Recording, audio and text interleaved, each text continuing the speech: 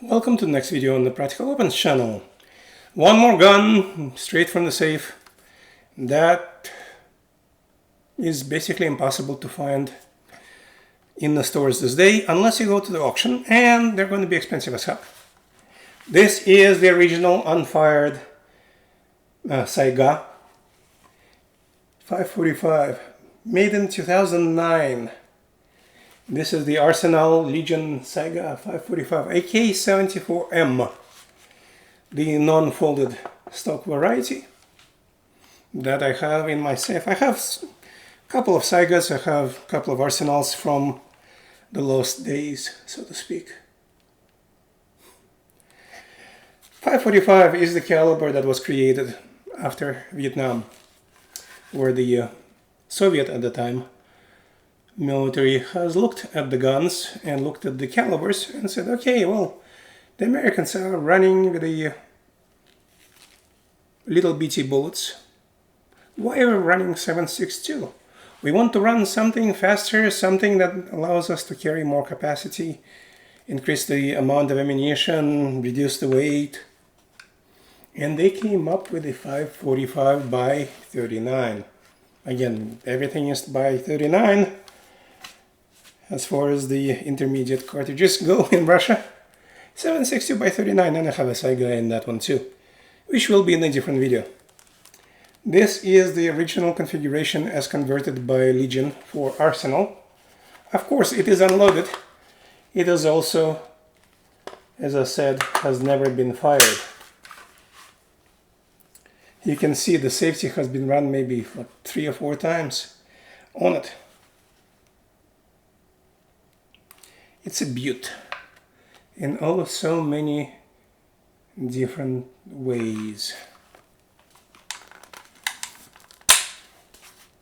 Safety still works. I even have the original paper box, but I'm not selling this thing. I even have the original rubber cover for the charging handle. Not losing those, because this is now a collection piece. Was supposed to be a range item. Unfortunately, due to extra smart politicians and other government agencies in the US, they decided to prohibit import from Izhmash, which is part of the Kalashnikov concern in Russia. I guess they wanted to hurt somebody over there, but they hurt somebody over here a lot more. Just like, again, all these bans, they don't make sense.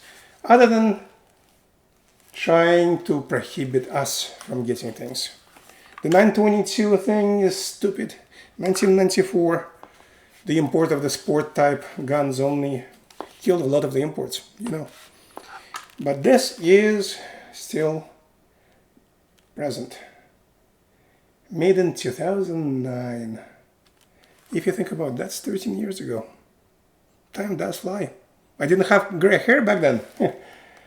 But this is one of the better AK-74s that was available on the US market. 545 seems to be coming back a little bit.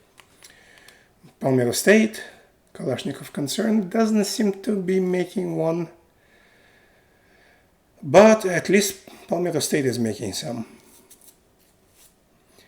Arsenal doesn't seem to be importing 545s. All of it is related to reduction in interest after all the cheap ammo was banned again, 7 and 6. Even though it shouldn't have been. But again, we have a 3-letter agency. And in Russian, 3 letters actually mean something. Look it up.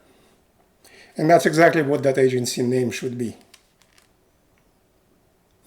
I'm not going to say it because I don't swear, but sometimes I do believe certain agencies need to be disbanded, and 99% of their functions should go away and become a store.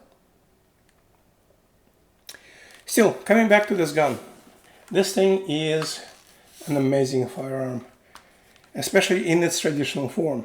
I have been considering changing it to all Russian wooden furniture, but decided against it. I'm going to get a Palmetto State one for that. get an AK-74 and put Russian furniture on that. I'm going to keep this one in all of its original black on black glory. Maybe even switch the mags. This is a Bulgarian military, by the way, magazine. One of the commercially available Bulgarian military mags. And this is the original Bulgarian military issued mags.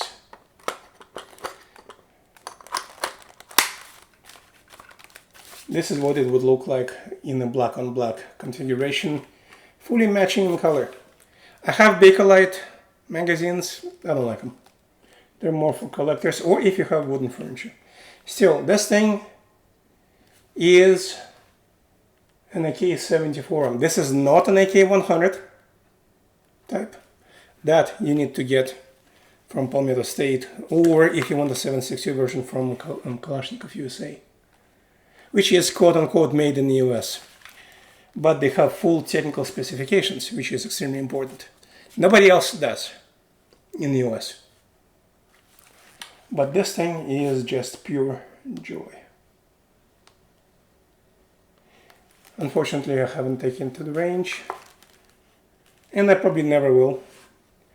But still, for somebody like me from Russia, when I was in school, let me give you a story. In Russia, in the Soviet Union back then, I'm still part of the Soviet Union history, so to speak. I lived most of my life in the Soviet Union when I was on that side. I have been almost 30 years in the US. For almost 30 years. But as part of the high school education, we had military training.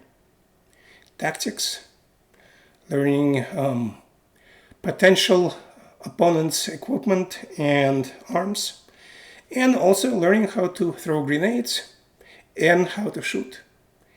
And one of those days, they put us on a bus, then a train, then another bus, and we ended up at the military gun range for one of the military units that was stationed near Leningrad. I'm from St. Petersburg. Leningrad is the old name.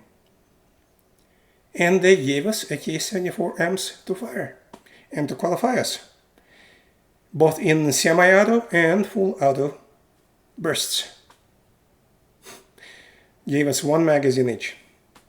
You had to fire 3 rounds, I think at 50 meters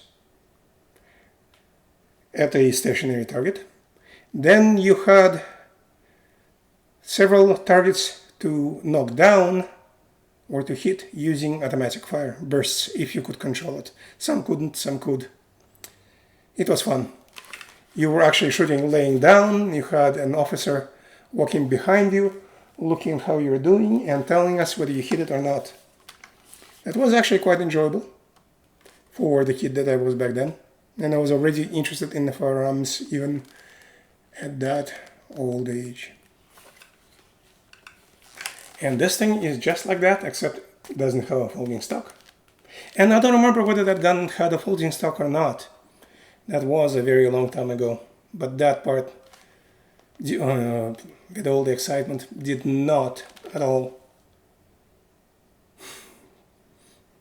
stay in my memory.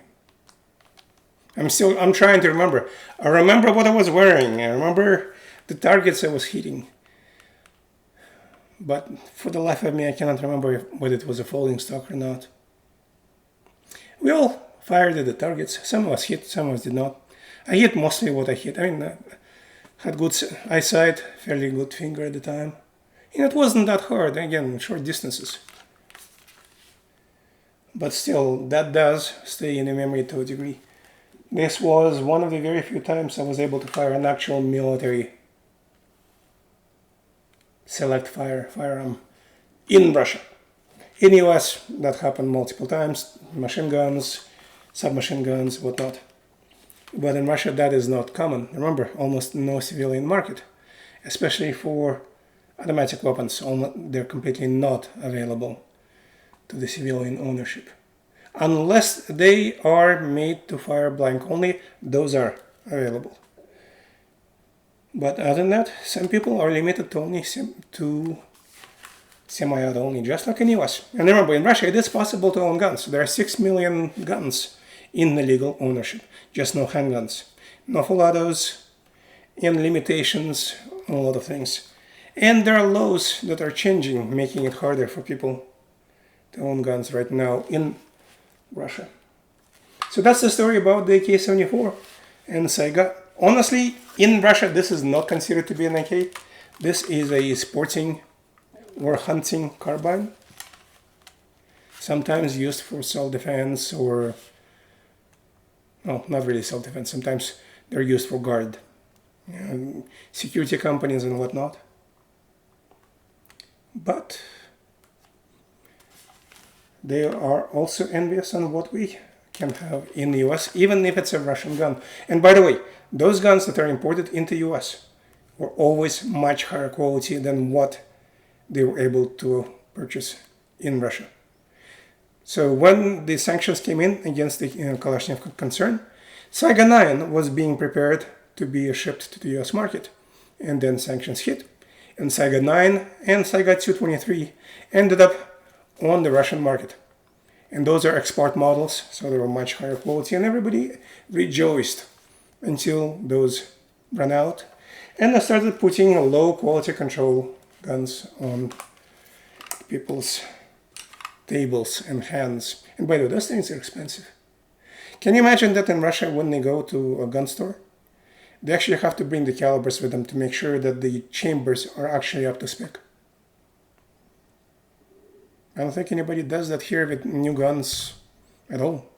I know I never have. I didn't even think that was ever necessary. But that's the story. This is one of my Russian AKs. One of my 3 Russian AKs. And I'll show you the other one, the one you haven't seen, because you have seen the in the previous video, in some later date. I need to record it first. Thank you for watching. If you like what you see, please comment, click subscribe, click like. Until next video. Again, all my videos are unscripted. I keep making things up as I record them.